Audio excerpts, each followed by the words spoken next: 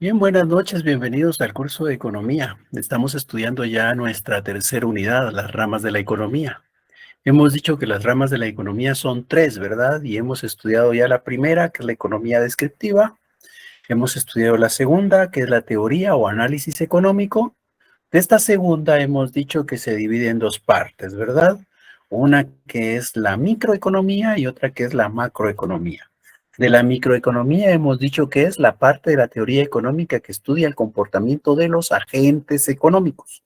Y de la macroeconomía hemos dicho que es la parte de la teoría económica que estudia el comportamiento de los grandes agregados económicos. Hoy vamos a hablar cabalmente de esos agentes económicos y de esos agregados económicos. Pero antes de avanzar, si alguien tiene alguna duda, alguna inquietud, puede plantearla ahora.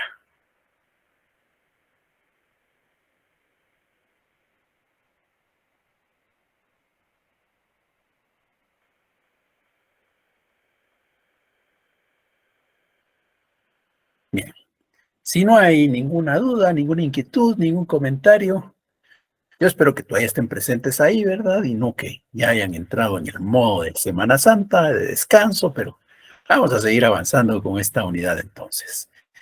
Eh, Hablemos de las ramas de la economía.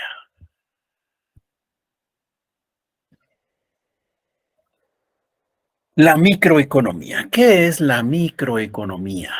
Bueno, decíamos que es la parte de la teoría económica que estudia el comportamiento de los agentes económicos. Muy bien. ¿Y quiénes son los agentes económicos? Bueno, agentes económicos es cualquier familia. Cualquier familia. Cada una de las familias que ustedes representan en este momento, cada familia es un agente económico. La familia Pérez, la familia López, la familia Hernández, la familia Martínez, cada una de las familias forman o son un agente económico. Pero ¿solo familias hay en este sistema? No. Además de las familias, tenemos como agentes económicos a las empresas. ¿Y qué empresas? Pues todas. No importa a qué se dediquen las empresas, si son agrícolas, industriales o de servicios, cualquier empresa es un agente económico. Es un agente económico, por ejemplo, Walmart, es un agente económico La Torre, es un agente económico Más y Más, es un agente económico un expendio de gasolina, es un agente económico un expendio de gas, es un agente económico una carnicería, una tortillería, una panadería. Cualquier empresa es un agente económico.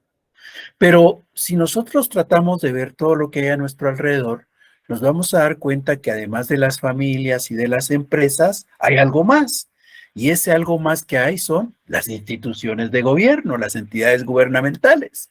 Entonces, por ejemplo, tenemos al Ministerio de Salud, el Ministerio de Economía, tenemos al Instituto Guatemalteco de Seguridad Social, tenemos a la Universidad de San Carlos, a la Superintendencia de Administración Tributaria, al Ministerio Público, a los juzgados. Bueno, pues cada una de esas entidades gubernamentales es un agente económico también. Ahora, si nos damos cuenta, en este país, por ejemplo, en este territorio, hay muchas familias, hay muchas empresas y hay muchas entidades gubernamentales. Y todas estamos dentro de este sistema económico guatemalteco, en este territorio, dentro de estas fronteras. Pero además, nosotros sabemos que hay otras familias pasando la frontera, que hay otras empresas después de la frontera, que, por ejemplo, si vamos hacia el norte, pues hay entidades del gobierno mexicano, y si vamos hacia el sur, pues dependiendo por dónde crucemos, vamos a encontrar entidades del gobierno hondureño o del gobierno salvadoreño o del gobierno de Belice. Es decir, no solo hay agentes económicos dentro de nuestro territorio, hay agentes económicos allá afuera también. Allá afuera hay familias, hay empresas, hay entidades de gobierno. Todas esas familias, todas esas empresas que están allá afuera, todas esas entidades gubernamentales, las vamos a conocer como el sector externo. El sector externo está compuesto por todas esas familias, empresas y entidades gubernamentales que están fuera de nuestro territorio, que están fuera de Guatemala. Por eso son el sector externo, ¿ya? Bueno, Ahora, si yo voy a estudiar cómo se comporta la familia Pérez para poder hacer uso de su ingreso en la satisfacción de sus necesidades, microeconomía. Si yo voy a estudiar cómo la empresa tomó la decisión sobre qué producir, es microeconomía, es el comportamiento de un agente económico. Si yo voy a estudiar cómo el Ministerio de Comunicaciones tomó una decisión sobre construir un puente, eso es microeconomía. Estudio cómo se comporta un agente económico. Un agente económico que puede ser una familia, una empresa, una entidad gubernamental, cualquiera, ¿ya? Eso es microeconomía. La microeconomía, por eso decimos, estudia el comportamiento de los agentes económicos. Muy bien, ahora hablemos de la macroeconomía. ¿Qué pasa con la macroeconomía? Otra vez tenemos el mapita acá y ya hemos dicho que aquí que hay familias, empresas, entidades gubernamentales. Pero hoy ya no nos vamos a referir únicamente a los agentes, pero vamos a colocar unos para que nos vayamos formando la idea. Hoy ya no coloqué familias, hoy ya no coloqué entidades gubernamentales, porque voy a centrar mi atención solo en las empresas. Y entonces resulta que en este sistema hay 4 empresas. Cualquiera me va a decir, ay, sí, pero en Guatemala hay muchas más. Sí, hay muchas más, pero es así como cuando en el pastel, ¿verdad? Ya no le colocamos todas las velitas que corresponden. Pues igual ocurre acá. Solo estoy colocando 4 empresas para que sea sencillo el ejemplo, pero ahí están todas las empresas del país, que en este caso, para ejemplo de nosotros, solo son 4. Bueno, pues ahí están 4 empresas. Si yo estudiara cómo la empresa D tomó la decisión de, por ejemplo, qué producir, eso sería microeconomía, porque solo estoy estudiando a un agente económico. Si yo dijera, yo quiero saber cómo la empresa C tomó la decisión sobre cómo producir, también sería microeconomía. Si yo estudio cómo la empresa B determinó el precio del producto que va a vender, sería microeconomía también. Solo estoy estudiando la empresa B. Si yo estudio cómo la empresa A tomó la decisión sobre cuánto producir, pues también eso es microeconomía. Estudiar la conducta de un agente económico es micro. Bueno, pero resulta que ahora no voy a estudiar lo de uno, sino voy a tratar de estudiar lo de todos. Y entonces es algo así como que, pues yo tengo la producción de cada uno. Pero la verdad es que no quiero saber por qué D produce 3 o cómo tomó C la decisión de producir 5. No, porque eso es micro. Yo quiero ahora hablar de macroeconomía. Entonces, en macroeconomía voy a decir, voy a formar un agregado económico. Y agregado quiere decir que voy sumando, adicionando, integrando, juntando, ¿verdad? Entonces, el agregado va a resultar, por ejemplo, en este caso, de sumar lo que producen todas las empresas que hay en el país. Y si yo sumo todo lo que producen estas empresas, ¿cuánto me da?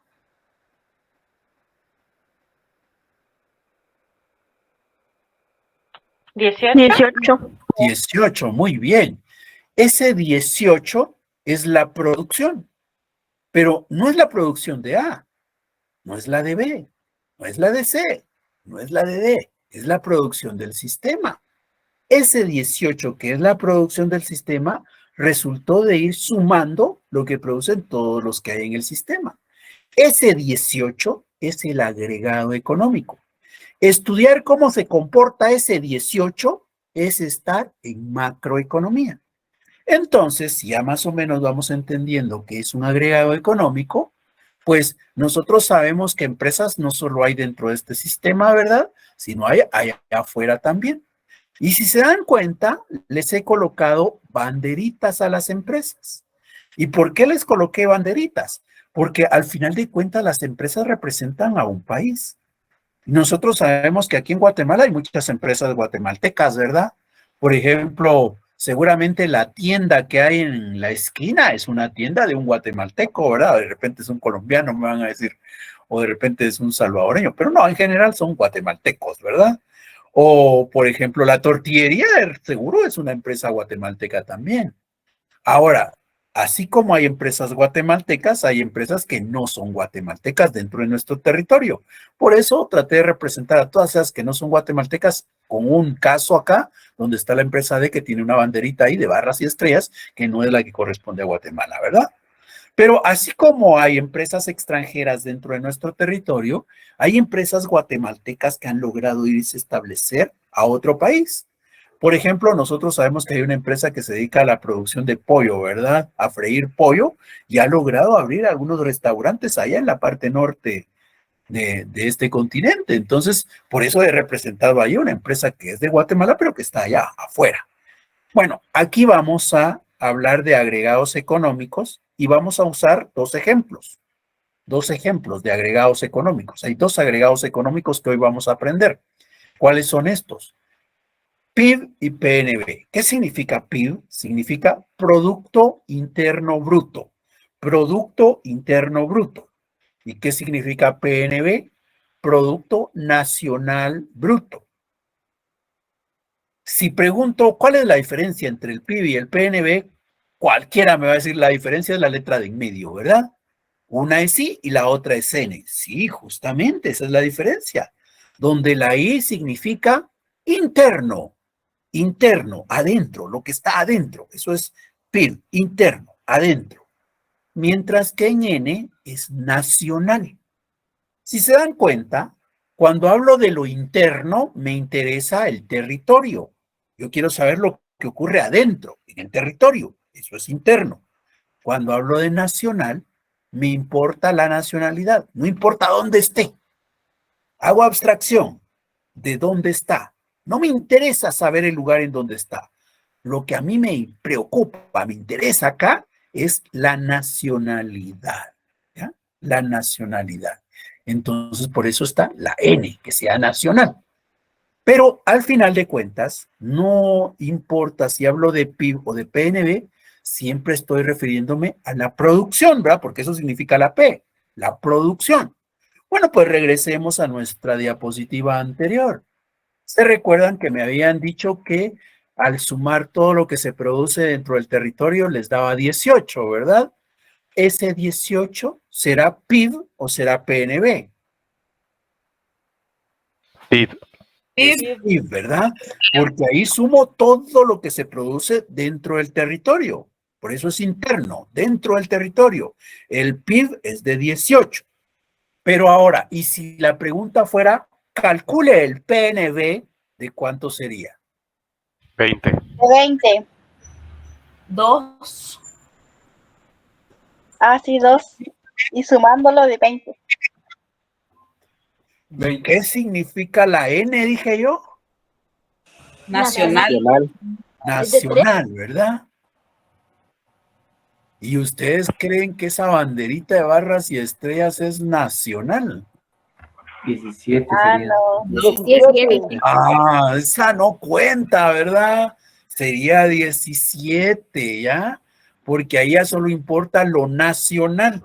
Y entonces a esa de la barrita y estrellas fuera, ¿por qué? Porque esa no es nacional, solo las de las franjas azules y blanco y el escudito serían las que contarían, y entonces el PNB sería 17 y el PIB sería 18. ¿Entendemos la diferencia entre PNB y PIB?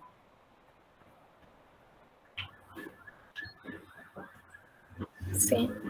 Pues ambos son ejemplos de agregados macroeconómicos. Si se dan cuenta, ambos resultan de ir sumando, ¿verdad? Son agregados económicos. Esos dos son agregados económicos. ¿Cómo se comporta el PIB? ¿Cómo se comporta el PNB? Eso es estudiado por la macroeconomía. La macroeconomía estudia cómo se comportan esos grandes agregados económicos. Muy bien. Entonces, con esto ya sabemos de esas dos ramas de la economía.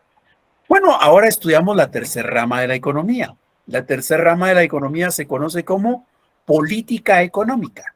Política económica es la tercera rama de la economía. ¿Y cómo definimos la política económica? Vamos a decir que la política económica es el conjunto de acciones y omisiones con las que el Estado afecta el sistema económico. Es el conjunto de acciones y omisiones con las que el Estado afecta el sistema económico. Eso significa política económica. Bueno, veamos algunas palabras de esta definición. Acciones. Acciones es hacer, ¿verdad? Todos nosotros tenemos acciones. Por ejemplo, escribir en el chat, acción. Leer la diapositiva, acción. Comer, acción, ¿verdad? Lavarnos los dientes, acción. Contestar por teléfono, acción. Bueno, pues el Estado también hace acciones. El Estado también lleva a cabo acciones. ¿Qué acciones hace el Estado? Bueno, pues el Estado cobra impuestos, el Estado entrega subsidios. Por ejemplo, actualmente nosotros sabemos que el precio del gas propano está bien elevado, ¿verdad? Ahí hay mucho que decir, ¿verdad? Pero para nosotros lo que nos importa en todo caso será de que, por ejemplo, puede ser que el cilindro de gas esté alrededor de 160 quetzales, pero nosotros pagamos solamente 120. ¿Por qué? Porque el Estado le dijo a los proveedores de gas, pero no al expendio que está ahí a la vuelta de la casa, no, a los dueños de Zetagas, a los dueños de Tropigas, a ellos fue a los que les dijo, miren, por cada cilindro que ustedes vendan, yo les voy a dar 40 quetzales. Así, yo les doy 40, entonces ya no lo cobran a 160, sino lo cobran a 120. Ya, eso es algo que está haciendo el Estado, eso es una acción, es un subsidio. Bueno, pues el Estado hace acciones, cobra impuestos, da subsidios, el Estado compra vacunas para que se les apliquen a la población, el Estado construye hospitales, construye escuelas, le da mantenimiento a carreteras, amplía aeropuertos. Esas son acciones, ¿ya? Y con todas esas acciones el Estado está afectando a la sociedad, afectando al sistema económico. Pero el Estado no solamente hace acciones, el Estado también entra en omisiones.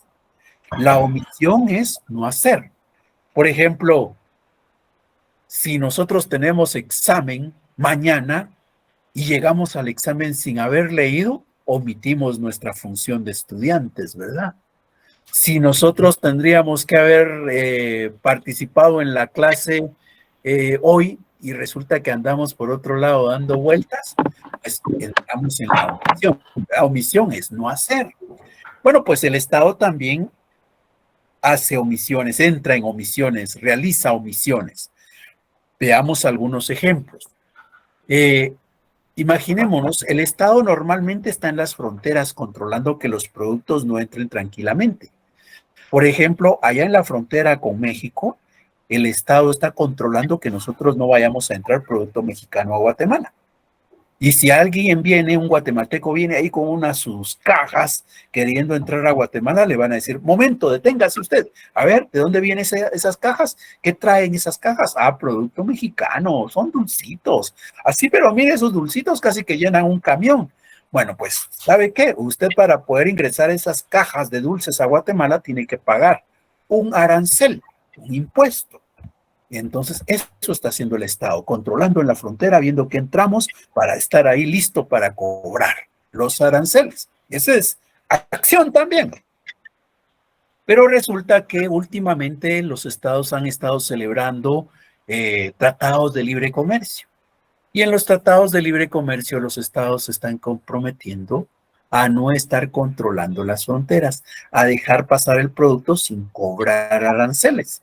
Entonces quiere decir que si Guatemala ha celebrado un tratado de libre comercio con México, el Estado que antes estaba ahí controlando para cobrar impuestos, pues ahora ya no va a estar haciendo eso, ¿verdad? Sino va a decir, ay, que pasen tranquilos, no hay problema. ¿Eso qué quiere decir? Dejó de hacer, entró en omisión. Entonces, no importa si son acciones o son omisiones, ambos entran en la política económica. Ahora, decimos que ese conjunto de acciones y omisiones las hace el Estado y buscan afectar. ¿Qué quiere decir afectar? Afectar no quiere decir producir daño, ¿ya? Afectar no es producir daño. Afectar es producir efectos. Y los efectos puede ser que para algunos sean buenos y para otros sean malos, ¿ya? Pero al final son efectos. Aquí lo que se habla es de efectos, no de daños, no de perjuicios, sino de efectos. Los efectos pueden ser positivos, pueden ser negativos. Por ejemplo, un efecto es, viene el Estado de Guatemala y dice, yo voy a darle dinero a la Universidad de San Carlos para que amplíe sus programas y le dé acceso a la educación superior a más personas. El Estado viene y le da más dinero a la U. Eso sería una acción.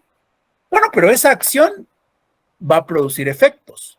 ¿Y los efectos son buenos o son malos? Eso depende de cada quien, ¿ya? Porque nosotros podríamos decir, ay, qué bueno, ¿verdad? Va a haber más dinero para la Universidad de San Carlos. Tal vez lleguemos a tener mejores plataformas para la educación virtual o de repente mejores catedráticos o tal vez cuando vayamos presencialmente vamos a tener salones bien apropiados para poder lograr aprender cada día más. Pero, ¿qué están pensando los empresarios sobre que le den más dinero a la universidad? ¿Qué está pensando, por ejemplo, las universidades privadas de que le den más dinero a la universidad? Las universidades privadas, pues van a decir, no, ¿para qué le van a dar dinero a la Universidad de San Carlos? Y ahí la gente que estudia realmente es una haragana, se tarda muchos años para estudiar, solo se inscriben y pasan repitiendo y repitiendo. Y como no les cuesta, ¿verdad? No valoran y entonces se pasan los años ahí estudiando. En cambio, en las privadas, como ahí sí es bien caro, pues entonces como hay que pagarlo todo, pues entonces la pensamos antes de perder un curso. O sea, hay gente que ve con buenos ojos que se le dé más dinero a la universidad y hay quienes dicen que no es apropiado que se le dé. Los efectos, ¿verdad? Para unos pueden ser buenos, para otros pueden ser malos, pero al final de cuentas son efectos. ¿Y qué es lo que está afectándose? Al sistema económico. Y cuando se dice que está afectando al sistema económico, ¿qué estamos entendiendo por sistema económico? Lo que estamos entendiendo por sistema económico es un conjunto de agentes económicos interrelacionados. Eso es el sistema económico. Un conjunto de agentes interrelacionados. Y cuando hablamos de que es un conjunto de agentes, estamos hablando de que es un conjunto de ¿qué? De familias, de empresas, de entidades gubernamentales y todos están relacionados. El conjunto de agentes interrelacionados, el conjunto de agentes relacionados entre sí, forma el sistema económico. El conjunto de agentes, obviamente agentes económicos, ¿verdad? No agentes políticos, no agentes deportivos, no. El conjunto de agentes económicos relacionados entre sí forman nuestro sistema económico.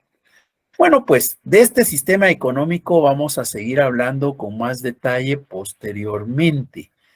Pero por ahora lo que estamos buscando es que nos quede claro que la economía tiene tres ramas, ¿verdad? La economía descriptiva, la teoría o análisis económico y la política económica. Muy bien, esas tres ramas de las que hemos estado hablando, hay quienes vienen y dicen, nosotros en vez de hablar de ramas preferimos hablar de cómo podríamos dividir la economía. Y dicen, dividamos la economía en dos partes. O sea, hay quienes dicen, mejor dividámosla en dos partes. Y cuando hablan de dividir la economía en dos partes, dicen que hay una economía positiva y que hay una economía normativa, ¿ya? La economía puede ser positiva o normativa, dicen algunos. ¿Y cuál es la economía positiva? La economía positiva es la que estudia el ser, la que estudia las cosas tal y como son. Y cuando uno habla de la economía tal y como es, prácticamente ahí está incluyendo a la economía descriptiva y a la teoría o análisis económico. Eso es la economía positiva, la economía tal y como es, la economía que estudia las cosas tal y como son, que estudia el ser. Mientras que la política económica, como ya antes dimos el ejemplo, ¿verdad? Cuando hablábamos sobre los recursos para la Universidad de San Carlos, hay quienes dicen, sí, qué bueno, y hay quienes dicen, la gran hombre, ¿cómo va a ser? O sea, ¿qué nos muestra eso? El deber ser, no para todos es igual, ¿verdad? El deber ser puede ser distinto. Yo considero que deben darle más recursos a la universidad, de repente así me aumenta, pero hay otros que dicen ahí, ¿para qué le van a dar más recursos a la universidad? Solo es para que estén pagándole a la gente que no está haciendo nada, ni siquiera están yendo presencialmente y muchas veces ni siquiera en la virtualidad están avanzando. O sea, hay quienes dicen hay que darle, hay quienes dicen no. O sea, el deber ser depende de cada quien. Esa parte El deber ser es estudiado por la economía normativa. La economía normativa entonces abarca la política económica. Nos damos cuenta, podemos hablar de las tres ramas de la economía o podemos hablar de que la economía tiene dos partes. Si hablamos de la economía y sus ramas, estamos refiriéndonos a economía descriptiva, teoría o análisis económico y política económica. Si nos estamos refiriendo a la economía y sus partes, diríamos economía positiva y economía normativa. ¿Queremos relacionar las ramas con las partes? Se puede hacer. La economía positiva contiene a la economía descriptiva y a la teoría o análisis económico. La economía normativa contiene a la política económica. Bien. ¿Alguna duda?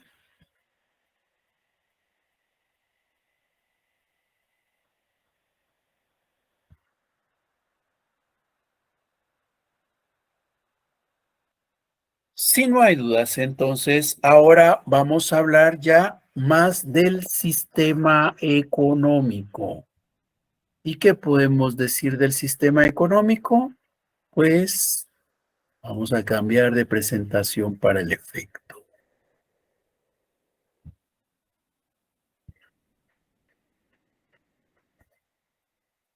Bien, hablemos del sistema económico. Ya antes hemos dicho que el sistema económico es un conjunto de agentes económicos relacionados entre sí, ¿verdad? Ese sistema económico podemos esquematizarlo y por eso vamos a llamarlo esquema. Pero como se nos puede hacer complejo si coloco muchos agentes económicos, solo voy a tomar dos. Por eso lo vamos a llamar esquema simplificado, porque es una gráfica en la cual vamos a lograr relacionar solamente dos agentes económicos. Es un esquema simplificado del sistema económico. ¿Quiénes son los agentes económicos con los que vamos a trabajar acá? Ya hemos visto, ¿verdad? Agentes económicos son las familias, las empresas, las entidades gubernamentales. Nosotros solo vamos a tomar dos, a las familias y las empresas. Y cómo se relacionan es algo que vamos a buscar demostrar acá. Veamos ese esquema simplificado de la economía entonces. Decíamos, vamos a tomar a las familias, a las empresas. Ahora, ¿cómo se relacionan las familias y las empresas? Aquí hay que recordar que las familias son propietarias de algo que se conoce como factores de la producción. De esto ya hablamos en una clase anterior, de los factores de la producción. Cuando vimos nuestra segunda unidad, explicábamos que los factores de la producción eran 4. El trabajo, los recursos naturales, el capital y la capacidad empresarial. Bueno, pues estos 4 factores le pertenecen a las familias. Hay familias que lo que tienen son gente que vaya a trabajar. Hay familias que lo que tienen son fincas para poder producir. Hay familias que lo que tienen es dinero o que tienen maquinaria que pueden aportar para un negocio. Y hay familias que lo que tienen es alguien que tenga la lucidez como para poder descubrir un emprendimiento, ¿verdad? Bueno, pues estos son los factores de la producción y les pertenecen a las familias. Volvemos acá entonces. Las familias son las propietarias de los factores de la producción. Pero, ¿qué hacen las familias con los factores de la producción? Se los van a entregar a las empresas. Y entonces vamos a colocar eso en una grafiquita acá, una flechita, que nos muestra cómo los factores de la producción, que son propiedad de la familia, son trasladados a las empresas. Ahora, ¿qué hacen las empresas cuando reciben esos factores de la producción?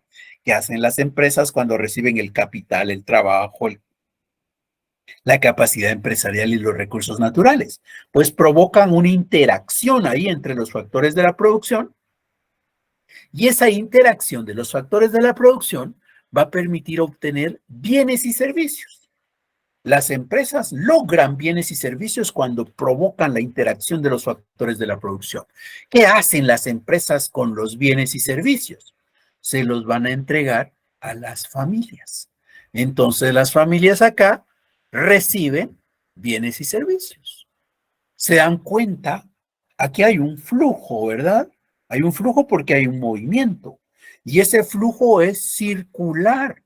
Empezó con las familias, fue a las empresas y terminó en las familias. Comienza y termina en el mismo punto. ¿Dónde comienza? ¿Dónde termina? En las familias. como comienza y termina en el mismo punto, se dice que es un flujo circular. Ese flujo circular de la economía que hemos esquematizado acá se conoce como el flujo real de la economía. ¿Y por qué es el flujo real? Porque lo que se está moviendo aquí son elementos reales, son los factores de la producción, son los bienes y servicios, es lo real de la economía, ¿ya? Eso es lo que se está moviendo ahí. A eso se le conoce como el flujo real. Bueno, ¿y solo el flujo real existe en la economía? No, hay otro flujo, al que se le conoce como el flujo nominal o monetario. Pero para eso hay que entender o hay que recordar, porque ya lo hemos visto antes, que aquellos factores de la producción que le pertenecen a las familias van a recibir una remuneración. Aquellas familias que lo que aportan es trabajo reciben sueldos y salarios. Las familias que aportan recursos naturales perciben rentas. Las familias que aportan capital van a percibir intereses, mientras quienes han proveído de la capacidad empresarial van a recibir dividendos o utilidades. Esas son las remuneraciones a los factores de la producción. Y obviamente, como son remuneraciones, son dinero, ¿verdad? Es dinero, son billetes y monedas las que se van a mover ahí. Bueno, pues entonces ahora vamos a hablar de un flujo nominal o monetario. Nominal o monetario porque cabalmente eso es lo que se está moviendo. Dinero se está moviendo acá. Entonces, ¿de dónde nace este flujo? Este flujo nace de las empresas. Las empresas van a remunerar a las familias por los factores de la producción. Entonces se dan cuenta del movimiento que hay acá, ¿verdad? De las empresas va hacia las familias. ¿Y qué es lo que va? Remuneraciones a los factores de la producción. ¿Qué hacen las familias con estos factores de la, con estas remuneraciones? ¿Qué hacen las familias con los sueldos y salarios, con los intereses, con los dividendos, con los beneficios, con las rentas? ¿Qué hacen las familias con ese dinero? Las familias lo que hacen es pagar los bienes y servicios que han recibido de las empresas. Entonces quiere decir que ese dinero que las familias han recibido, luego se lo devuelven a las empresas cuando les están pagando por los bienes y servicios. Se dan cuenta que hay otra vez un flujo porque tiene movimiento y las flechitas nos dicen la dirección de ese movimiento. Y es un flujo circular porque comenzó en las empresas y terminó en las empresas. Comenzó cuando las empresas trasladan las remuneraciones a las familias y terminó cuando las empresas reciben de las familias el pago por bienes y servicios. ¿Qué se está moviendo acá? Lo que se está moviendo es dinero. Dinero en concepto de remuneración, dinero en concepto de pago de bienes y servicios. Por eso este es el flujo circular que tiene el nombre de flujo nominal o monetario, porque lo que se está moviendo aquí es dinero. Bien, ¿alguna duda con el flujo nominal o monetario y el flujo real que vimos antes?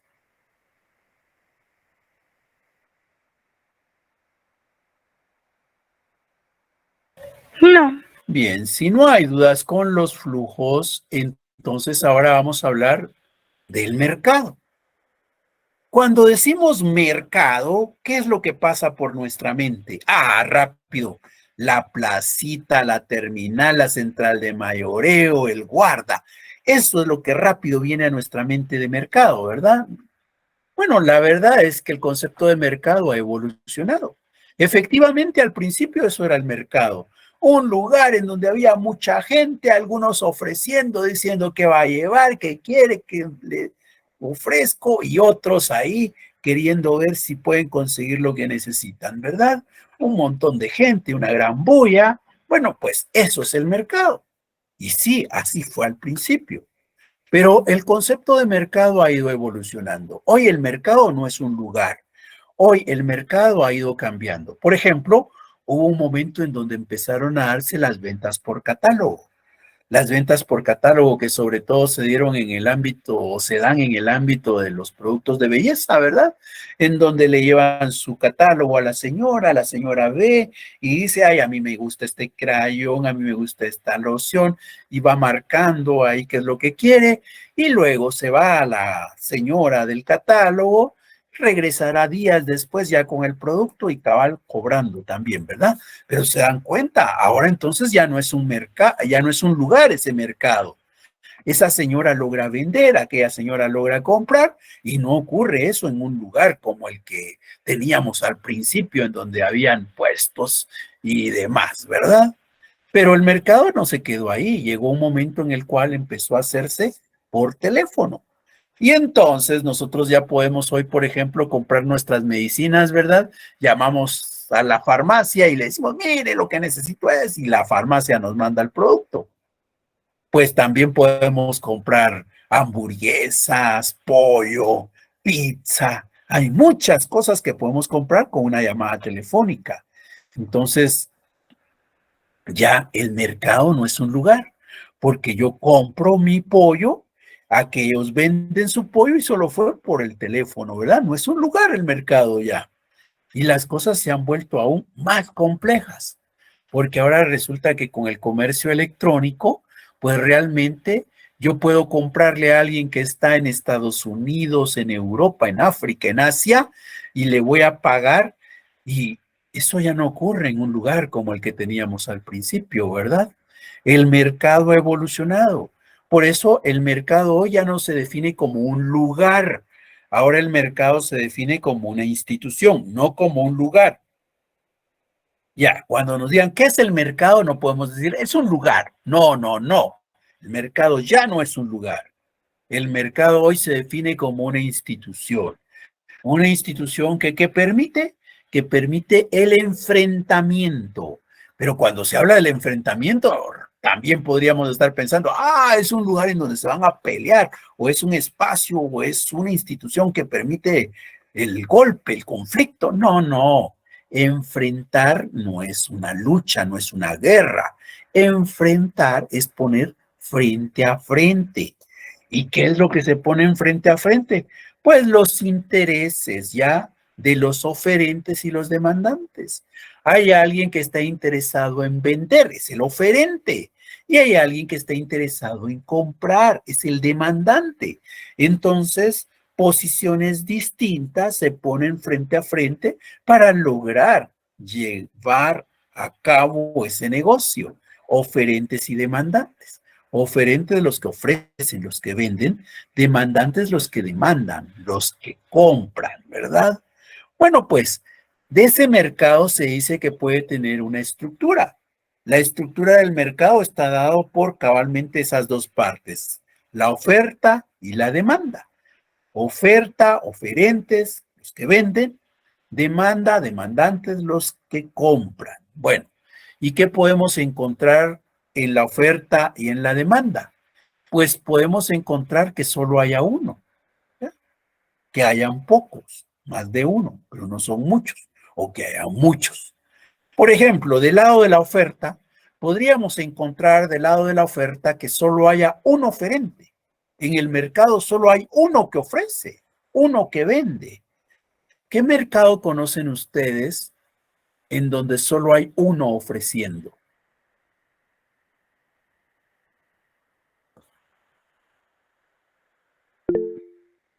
Por favor. Yo les podría decir que podría ser la telefonía, en este caso aquí en Guatemala, que sería un monopolio. ¿Por qué un monopolio? Solo hay un oferente. No, pero sí solo dos, prácticamente. Vaya, pero es uno, ¿no? Uno, tiene que haber uno para que sea monopolio. Mono quiere decir uno, ¿ya? Mono. Creo que EXA, lo del el servicio de electricidad de Guatemala. Muy bien, ese es un buen ejemplo. Muy bien. La empresa eléctrica de Guatemala, ¿verdad? Nosotros queremos tener energía eléctrica en nuestra casa, no es que haya muchos lugares a cuales ir, ¿verdad? Solo hay uno que lo provee. Entonces, en la ciudad de Guatemala, el único que provee es la empresa eléctrica. O lo que ocurre con el agua domiciliar, ¿verdad? El servicio de agua domiciliar, pues resulta que no es de que, ay, ¿qué empresa me proveerá el mejor servicio de agua para mi casa? No, hay una empresa a la que llega a su colonia y si es que llega, ¿verdad? Y a esa que llega es a la que hay que comprarle porque no hay para dónde. Esos son monopolios, solo hay un oferente.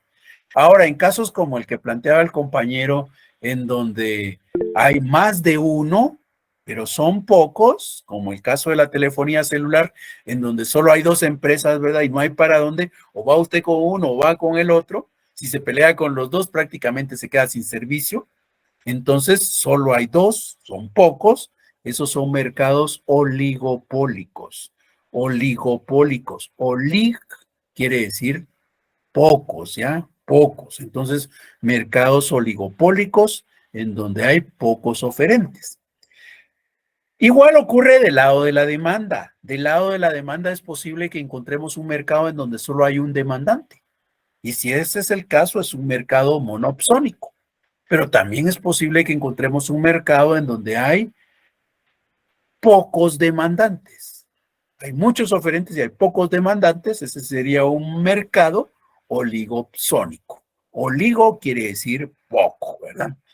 Y el mercado que todos deseamos que exista para que las cosas funcionen mejor es un mercado en donde haya muchos oferentes y muchos demandantes. Ese mercado es el de competencia perfecta, ¿ya? El mercado de competencia perfecta. Es muy difícil de encontrarlo, pero es en el que mejor podrían funcionar las cosas en economía. Bien, entonces esa es la estructura del mercado, considerando la oferta y considerando la demanda. ¿Qué más podemos hablar de esto? Pues ubiquemos los mercados entonces en este esquema que hemos tratado antes. ¿Se recuerdan? Las familias proveen factores de la producción a la empresa, ¿verdad? Y la empresa paga por esos factores de la producción.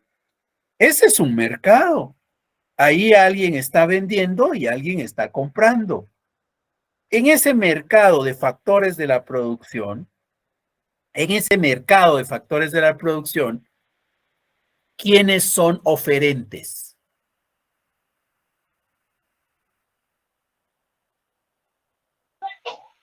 La familia. Las familias son oferentes, muy bien. Y obviamente, ¿quiénes son demandantes? Las empresas. Las empresas son las que compran, las familias son las que venden. Y ahí abajo vamos a poder encontrar otro mercado.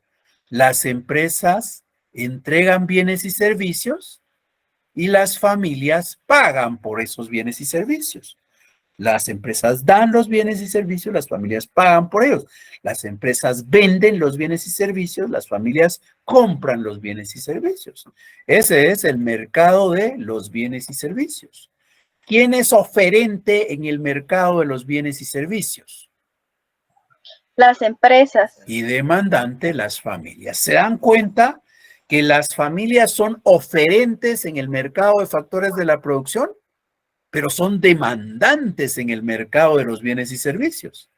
Mientras que las empresas son demandantes en el mercado de los factores de la producción, pero son oferentes en el mercado de los bienes y servicios. Ambos agentes juegan los dos roles, de oferentes y demandantes. Depende en qué mercado nos ubiquemos. ¿Alguna duda con relación al mercado?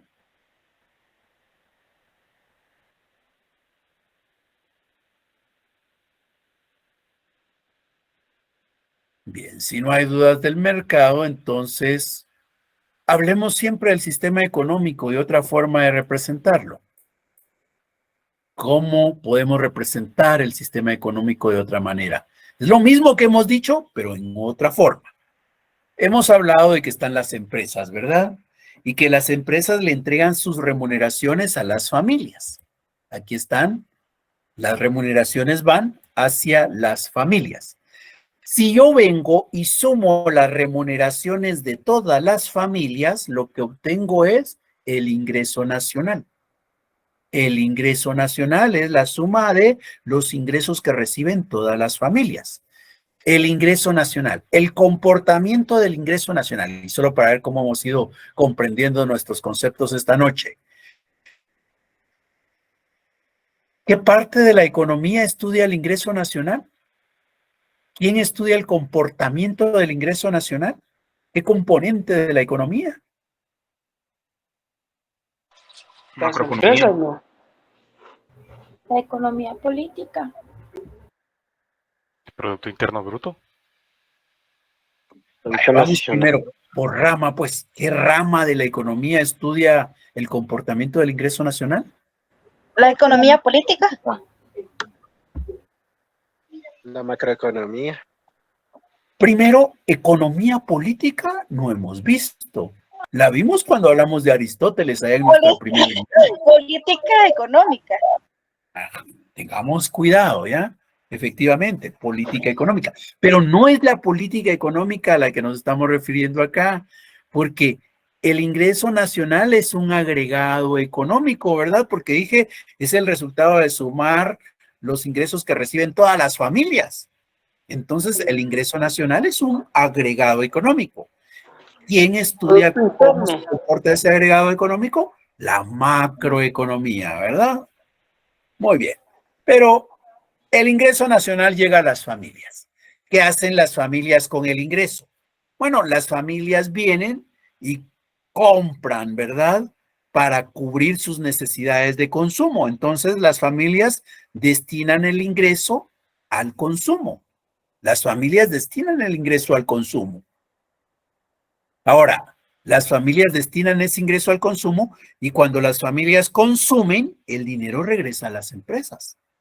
¿Ya? La empresa que vende tomate recibe dinero, la empresa que vende pizza recibe dinero, la empresa que vende el pollo recibe de vuelta dinero. Entonces, el dinero que las empresas entregan a las familias lo usan para consumir y entonces el dinero regresa otra vez a las empresas. Ahora, pero todo el ingreso se lo consumen las familias. Tal vez nosotros diríamos sí, ¿verdad? Pero la verdad es que cuando lo vemos macroeconómicamente, resulta que hay familias o hay un porcentaje de ese ingreso nacional que no se destina al consumo. Y si no se destina al consumo, ¿a qué creen que se destina? A la inversión o al ahorro. Al ahorro, ¿ya? Al ahorro. Se destina al ahorro. Ahora, los ahorros que hacen las familias normalmente debieran de colocarlos en una entidad financiera, en un banco. ¿El banco qué es lo que hace? El banco realmente no es de que, ay, todos los ahorros de todas las familias, aquí los tengo guardaditos, ¿ve? Para cuando ellos vengan a pedírmelos, yo se los devuelvo. No, así no funciona un banco. Si un banco de verdad solo recibiera el dinero depositado y lo tuviera ahí guardadito para cuando todos llegaran a pedirlo, el banco no ganaría nada. Y el banco resulta que no solo me cuida mi dinero, sino hasta me da un interés por cuidármelo, ¿verdad? Entonces, imagínense, no puede ser que el dinero esté ahí guardado. ¿Qué hace el banco? El banco viene y lo presta. El banco lo presta. Cuando el banco lo presta, ¿a quién lo presta fundamentalmente? A las empresas. ¿Y las empresas para qué es que reciben ese dinero prestado? Las empresas prestan dinero porque a veces están pensando en ampliar la capacidad productiva. Están pensando en hacer más grande el taller, en comprar más maquinaria. Y esas erogaciones que hace la empresa se conocen como inversión. Entonces, los ahorros de las familias financian la inversión de las empresas. Los ahorros de las familias financian la inversión de las empresas. Ahora, obviamente, el banco, decíamos, nos da una tasa de interés a nosotros. Pero cuando el banco presta el dinero a las empresas para financiar la inversión, les cobra una tasa de interés. Ahí hay una tasa de interés que pagan las empresas por ese dinero que reciben prestado y hay una tasa de interés que los bancos entregan a las familias por el dinero que han depositado. Entonces hay dos tasas de interés. Aquí la vamos a ver desde el lado del banco, la tasa de interés. La tasa de interés la vemos desde el lado del banco.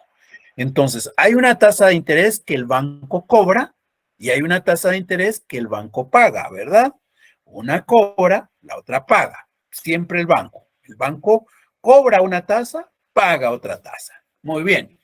Bueno, pues ahora recordemos algo que ustedes estudiaron en tercero básico cuando hablaron de la ecuación patrimonial. Al hablar de la ecuación patrimonial les dijeron que ahí estaba el activo y el pasivo, ¿verdad? El activo les dijeron que eran los derechos, los bienes. Y el pasivo, pues ahí van las obligaciones, las deudas. Muy bien. Entonces, ¿cuál de las dos tasas para el banco es un derecho?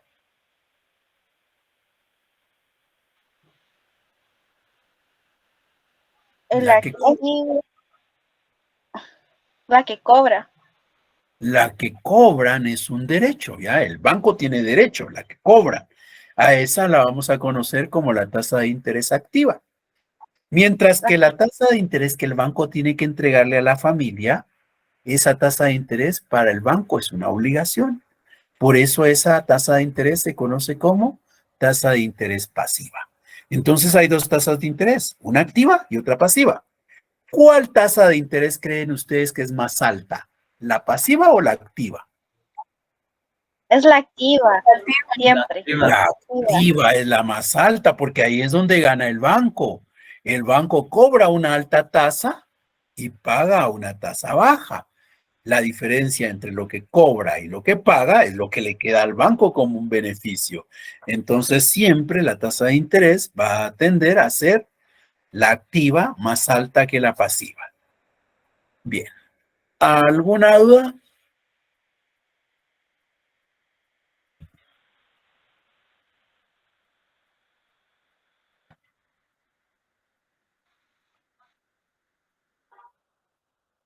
Bueno, si no hay dudas, nos quedamos acá.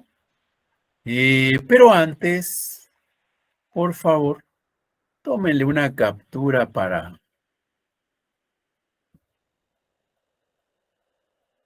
efectos de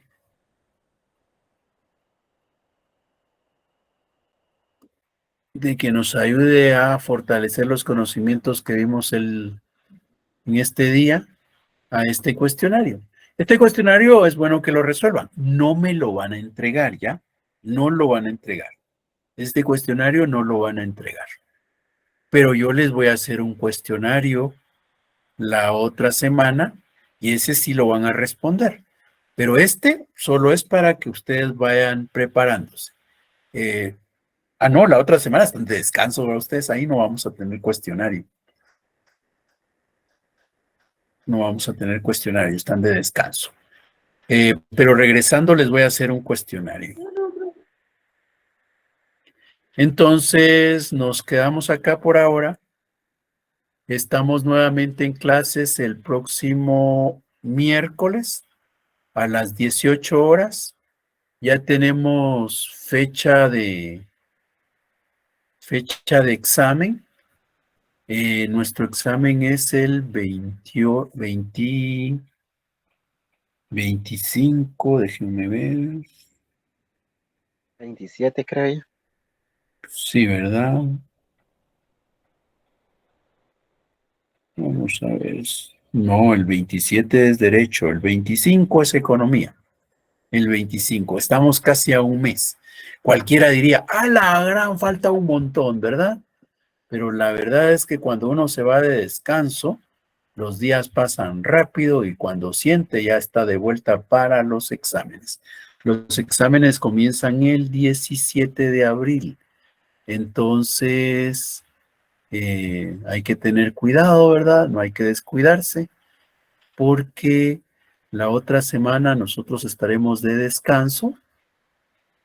Insisto, el miércoles tenemos clase, no vayan a pensar que, ya hoy nos vamos de descanso. No, todavía tenemos clase el miércoles y de ahí la semana siguiente, si ya no tenemos examen, perdón, ya no tenemos clase, estamos en las vacaciones de la Semana Santa, luego regresamos nuevamente el 10, tenemos clases esa semana y luego empiezan los exámenes parciales. Entonces, Falta poco, no se vayan a descuidar. Por ahora nos quedamos acá. Los espero nuevamente en clases el próximo